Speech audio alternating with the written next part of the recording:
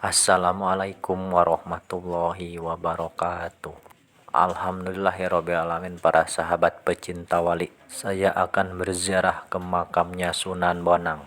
Sunan Bonang atau yang memiliki nama asli Raden Maulana Mahdum Ibrahim ini merupakan seorang penyebar agama Islam yang menguasai ilmu fikih, usuluddin, tasawuf, seni, sastra, arsitektur, dan ilmu silat dengan kesaktian yang menakjubkan.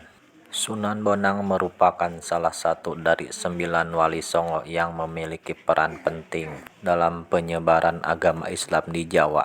Dalam sejarah Islam, Sunan Bonang memiliki cara unik untuk menyebarkan agama Islam, yaitu dengan menggunakan kesenian.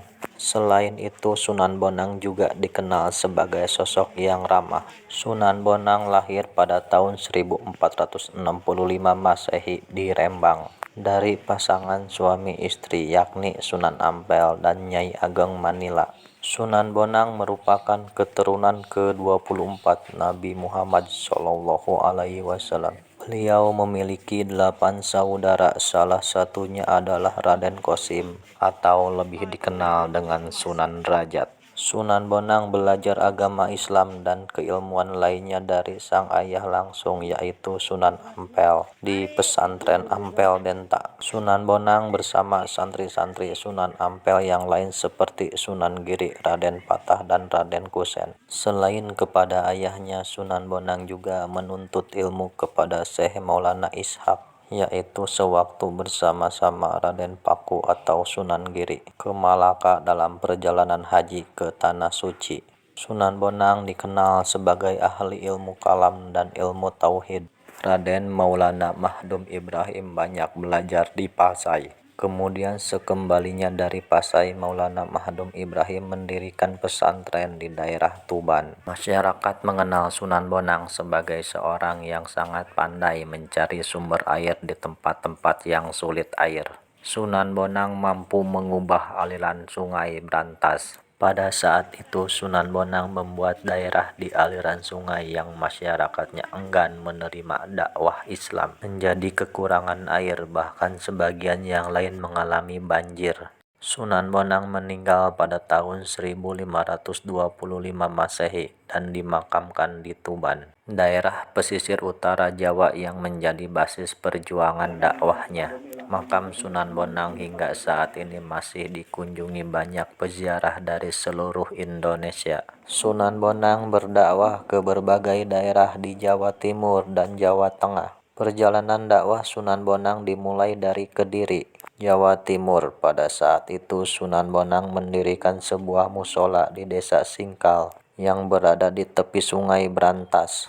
Sayangnya dakwah Sunan Bonang di kawasan tersebut sempat mengalami penolakan. Meski begitu, Sunan Bonang tidak menyerah, bahkan beliau justru berhasil berdakwah dan mengislamkan Adipati Kediri, Arya Wiranatafada, beserta putrinya. Setelah dari Kediri, Sunan Bonang kembali berdakwah di Jawa Tengah, yakni di Demak. Kedatangannya ke Demak merupakan undangan dari Raja Demak pada saat itu. Waktu itu Sunan Bonang diundang untuk diminta menjadi imam Masjid Demak. Setelah lama tinggal di Demak dan menjadi imam Masjid Demak, Sunan Bonang kembali melanjutkan dakwahnya di daerah Lasem, Jawa Tengah. Selama di Lasem, Raden Mahdum Ibrahim tinggal di Desa Bonang. Hal inilah yang membuatnya mendapat panggilan Sunan Bonang. Di sana Sunan Bonang mendirikan pesantren. Dalam sejarah Islam, Sunan Bonang diketahui menyebarkan agama Islam dengan cara yang unik, yakni menggunakan kesenian.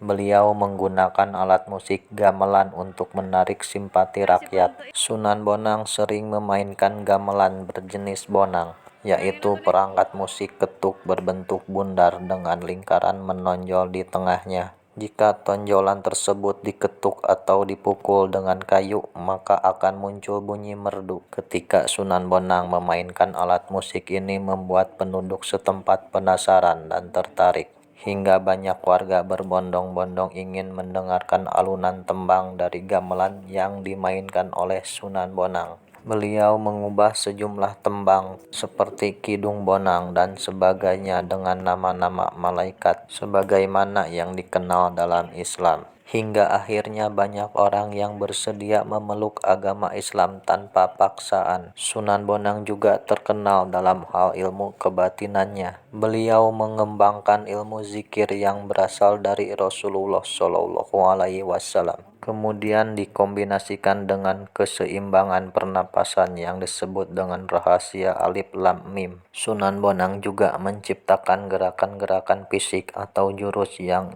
ia ambil dari seni bentuk huruf hijaiyah, dimulai dari huruf alif dan diakhiri huruf ya. Ia menciptakan gerakan fisik dari nama dan simbol huruf hijaiyah dengan tujuan yang sangat mendalam dan penuh dengan makna. Penekanan keilmuan yang diciptakan Sunan Bonang adalah mengajak murid-muridnya untuk melakukan sujud atau sholat dan zikir. Hingga sekarang ilmu yang diciptakan oleh Sunan Bonang masih dilestarikan di Indonesia oleh generasinya.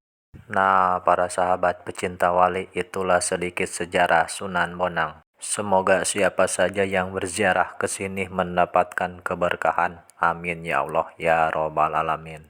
Wassalamualaikum warahmatullahi wabarakatuh.